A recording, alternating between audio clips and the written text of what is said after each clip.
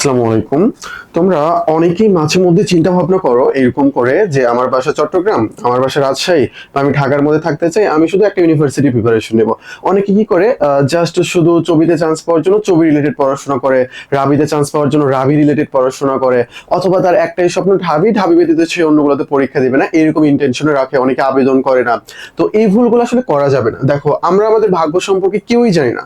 আমরা আমাদের ভাগ্য সম্পর্কে কেউই জানি না আমাদের ভাগ্যে কি লেখা আছে। অবশ্যই আমাদেরকে পরিশ্রম করতে হবে, ওই অনুযায়ী আল্লাহ তাআলা আমাদেরকে সফলতা দান করবে।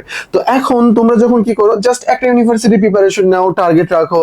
অনেকে আবার বলে যে হয় ঢাবি না হয় মৃত্যু, যে পড়তে পড়তে মারা যাও, এই একটা অবস্থা। যাই হোক, তো দেখো কনসেপ্টটা হইলো যে ভাই, তোমার আমার ভাগ্য, তোমার আমার সফলতা কোথায় লেখা আছে এটা আমরা জানি না। এটা আমরা কেউই জানি না। চট্টগ্রাম থেকে একটা ভাইয়া যেই পজিশনে গিয়েছে, ঢাবিতে পড়ে আর একটা ভাইয়া পজিশনে যায় নাই। বুঝতে পারতেছো? ন্যাশনালে পড়ে আর একটা ছেলে যে পজিশনে গিয়েছে, পাবলিকে পড়ে ওই পজিশনে ওই ছেলেটা যাইতে পারে নাই। সো আমাদের প্রত্যেকটা মুহূর্তে আসলে পরীক্ষা চলে, প্রত্যেকটা মুহূর্তে আমাদের ভাগ্য নির্ধারণের কর্মক্ষেত্র। তো শুধু আমি ঢাকা ইউনিভার্সিটির জন্য পড়াশোনা করব, বাকিগুলোর জন্য পড়াশোনা করব না, বাকিগুলোতে আমি পরীক্ষা দেব না, এরকম ইন্টেনশন আমাদের মাথায় থাকা যাবে না, আমাদের মাথায় থাকা যাবে না। আমি মনে করি একজন শিক্ষার্থী যতগুলো ইউনিভার্সিটিতে সে পরীক্ষা দিতে পারবে, টাকা পয়সা যদি থাকে, সে সবগুলোতে আবেদন করবে, সে সবগুলোতে আবেদন করবে। আশা করি বিষয়টা ক্লিয়ার। তাহলে আমরা এই ভুলটা করব না যে সিউ শুধুমাত্র আমি শুধু ছবি রিলেটেড পড়াশোনা করব, এই ইন্টেনশনে আমাদের থাকা যাবে না। আমাকে কি করতে হবে? ছবি, রাবি, তারপরে জাবি, বিউপি, তারপরে ডিউ, তারপর জগন্নাথ, এই যে টপ লেভেলের যে কটি ইউনিভার্সিটি আমি এখানে লিখে ফেলেছি, এই সবগুলোর জন্য আমার পড়াশোনা করতে হবে, সবগুলোর জন্য আমার পড়াশোনা করতে হবে। এর বাইরেও রয়েছে, সাস্ট রয়েছে, খুবই রয়েছে, খুবই অনেক ভালো, খুবই রয়েছে, সাস্ট আছে, তারপর হাজী দানেশ রয়েছে, এগুলো মাশাআল্লাহ অনেক ভালো ইউনিভার্সিটি। তো ব্যাপারটা হইলো যে অনেকেই জাস্ট চিন্তা ভাবনা করে যে আমি ছবি রিলেটেড পড়বো, আমি শুধু রাবি রিলেটেড পড়বো, বাকিগুলোর জন্য আমি পড়বো না। এই ভুল কাজটা করো না। কেন এই ভুল কাজটা করবো না আমি তোমাকে বলি। দেখো, এখানে যে ইউনিভার্সিটিগুলোর নাম লিখছি না, এই সব ইউনিভার্সিটির যদি তুমি কোশ্চেন অ্যানালাইসিস করো, দেখবা 70 থেকে 75% কোশ্চেন সেম, 70 থেকে 75% কোশ্চেন সেম। এমনকি একটা ইউনিভার্সিটি যে কোশ্চেনটা করা হয়েছে 25-26, ওই কোশ্চেনটা আর একটা ইউনিভার্সিটিতে এসেছে, এইরকমও হয়েছে, এইরকমও হয়েছে। বুঝতে পেরেছো? সো তুমি দেখতে পারবা যে 75% কোশ্চেন সেম, বাকি 25% একটু আলাদা। কিরকম আলাদা?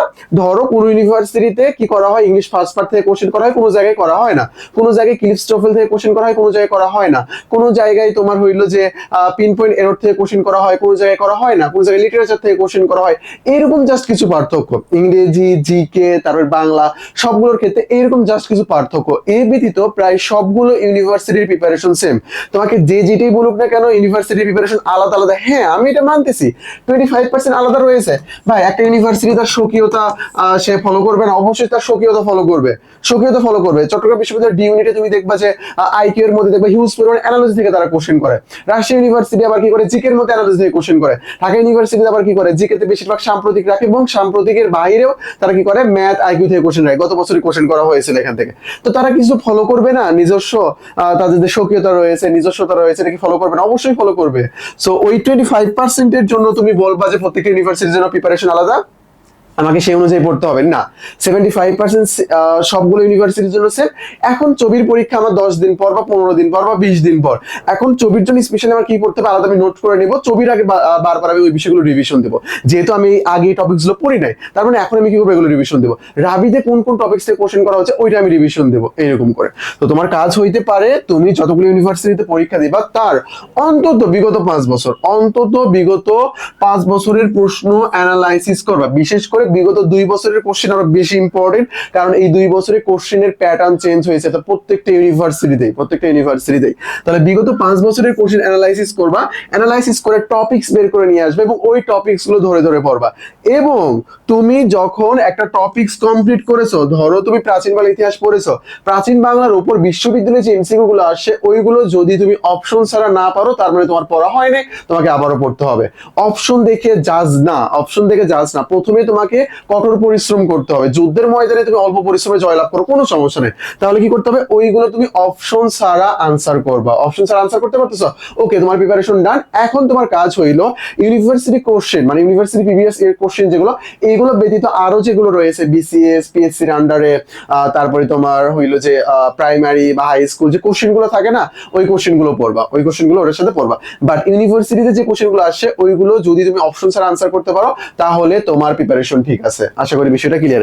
এইভাবে তুমি প্রত্যেকটা টপিকস কমপ্লিট করে নেবা। আর একটা ইউনিভার্সিটির জন্য না প্রিপারেশন তোমাকে সবগুলো সমন্বিতভাবে প্রিপারেশন নিতে হবে, সমন্বিতভাবে প্রিপারেশন নিতে হবে। ব্যাপারটা এরকম না যে আমি সায়েন্সেরও প্রিপারেশন নিব, বিভাগ পরিবর্তনের প্রিপারেশন নিব, আমি আবার কমার্সেরও প্রিপারেশন নেবো, ব্যাপারটা কিন্তু এরকম না। এই করতে গেলে কিন্তু তিনটা নৌকায় কোনোটাতে কিন্তু তুমি ঠাঁই পাবা না। সো তোমার যদি মনে হয় যে আমি সায়েন্সে আমি পারবো না, তাহলে তুমি বিভাগ পরিবর্তনের প্রিপারেশন নাও, ডিরেক্ট একবারে বিভাগ পরিবর্তনের প্রিপারেশন নাও ভালোভাবে, এরকম করে। অনেকে কমার্সে রয়েছে, কমার্সেও তোমাদের ভালো ভালো সাবজেক্ট রয়েছে, অথবা বিভাগ পরিবর্তন করে তুমি পরীক্ষা দিতে চাও, তাহলে তুমি কমার্সে চলে আসো, কাহিনী শেষ। আর্টসের কোনো দিকে যাওয়ার উপায় নাই অ্যাকচুয়ালি। ওকে, তো এই পর্যন্ত আমাদের এটার অ্যাকচুয়ালি আলোচনা ছিল। এটার মূল ভাব বা মূল কথা হইলো যে ভাই একটা ইউনিভার্সিটির জন্য প্রিপারেশন না, সমন্বিত ভাবে নিতে হবে। দেখবো যে 75 থেকে 80% পর্যন্ত একবারে মিল রয়েছে, বাকি 20% আলাদা, এটা থাকবে। এইটা থাকবে। জাহাঙ্গীরনগরে কিছু কিছু কোশ্চেন এমন করা হবে যেটা যে কোশ্চেন করেছে ওই টিচার ব্যতীত অন্য কোনো টিচারই পারবে না, এটা তাদের স্বকীয়তা। অবশ্যই তারা এরকম কোশ্চেন করবে, এবং এটা একটা পরীক্ষা, এটা একটা আইকিউ। তুমি যদি এখন 20% কোশ্চেনের পিছনে দৌড়াও যেগুলো কঠিন হয়, তাহলে তুমি জীবনেও চান্স পাবা না, জীবনেও চান্স পাবা না। কি করতে হবে, সিংহভাগের পিছনে আমার দৌড়াতে হবে। 80% কমপ্লিট করলে হয়ে যাবে। ইউনিভার্সিটি অ্যাডমিশনের যত সহজই কোশ্চেন হোক না কেন, 100 আউট অফ 100 এই মার্ক কখনোই আসে না, কখনোই আসে না। সো ওইটা আমাদেরকে বাদ দিতে হবে, বাকিগুলোর পেছনে দৌড়াতে হবে। এই হলো কনসেপ্ট। আশা করি বিষয়টা ক্লিয়ার। ওকে, এরপরে আমাদের ইউনিভার্সিটির যে কোর্স লঞ্চ করা হয়েছে এগুলো সম্পর্কে কিছু বলা আছে এখানে। ডিসক্রিপশন বক্স থেকে তুমি ডিটেইলস ওখান থেকে সবকিছু দেখে নিতে পারবা। আমি এটা বলে তোমার টাইম ওয়েস্ট করতে চাই না, তুমি পড়াশোনা করো ভালোভাবে। আর একটা কথাই বলবো, যে প্ল্যাটফর্ম চুজ করবা অবশ্যই দেখবে যেন ওখানে ইউজ পরিমাণ পরীক্ষা হয়। যেমন আমাদের 1+1 টেস্ট, মেমোরাইজিং টেস্ট, কোশ্চেন ব্যাংকের উপর test, MCQ solve class, basic class, দিনরাত 24 ঘন্টা মেন্টর সলভিং যে সুযোগ সুবিধা এগুলো রয়েছে। তো এই সুযোগ সুবিধাগুলো দেখে তোমরা ভর্তি হয়। এবং ওই যে ভাই ছোট ছোট 10-12টা বইয়ের পেছনে না দৌড়া, আমাদের দেখো আমাদের এই যে বইগুলো, আমাদের বইগুলো কিন্তু অনেক সুন্দর করে মেক করা, অনেক সুন্দর করে বাজারে প্রচলিত বই যেরকম আর কি, প্রায় সেই রকম আমাদের বই। সো আমাদের এগুলোকে শীত ভেবে তোমরা ভুল করো না, এগুলো বই, এগুলো অ্যাকচুয়ালি বই। এই 3টা বইও আমরা ব্যাচে প্রোভাইড করবো। আশা করি বিষয়টা ক্লিয়ার। তোমরা যারা ভর্তি হতে চাও বা আমাদের ব্যাচ সম্পর্কে ডিটেলস জানতে চাও, আমাদের ডিসক্রিপশন বক্সে ডিটেলস দেওয়া রয়েছে, নাম্বার দেওয়া রয়েছে, টেলিগ্রাম নাম্বার, ওই নাম্বারে নক দিয়ে আমাদের কাছ থেকে ডিটেলস জেনে নিতে পারো। তো আজকে পর্যন্তই, আসসালামু আলাইকুম।